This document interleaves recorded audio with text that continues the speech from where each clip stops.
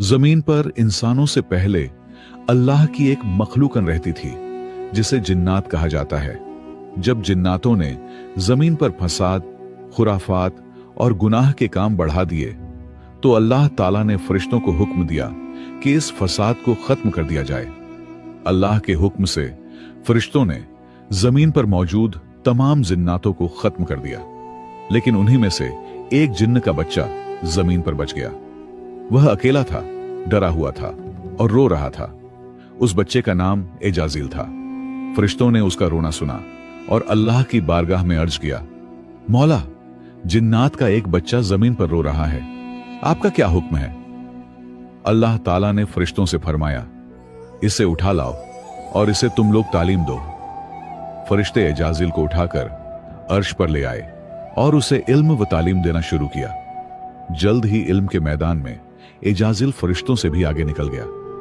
यह देखकर फरिश्ते फिर अल्लाह की बारगाह में हाजिर हुए और अर्ज किया, मौला, यह तो हम लोगों से भी ज्यादा इल्म वाला हो गया है।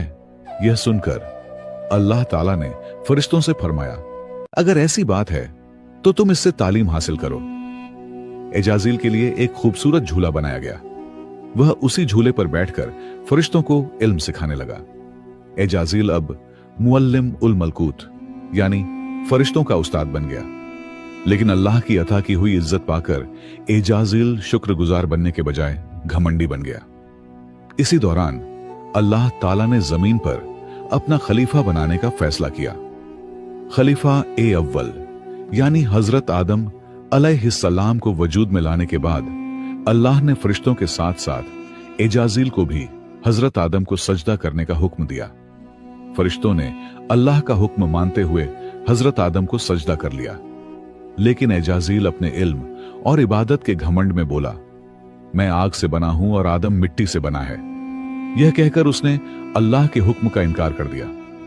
इसी नाफरमानी और तकब्बुर की वजह से अल्लाह ताला ने एजाजील को इब्लीस, शैतान बनाकर अपनी बारगाह से निकाल दिया।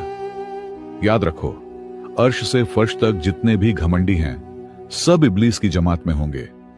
इसलिए अल्लाह का शुक्र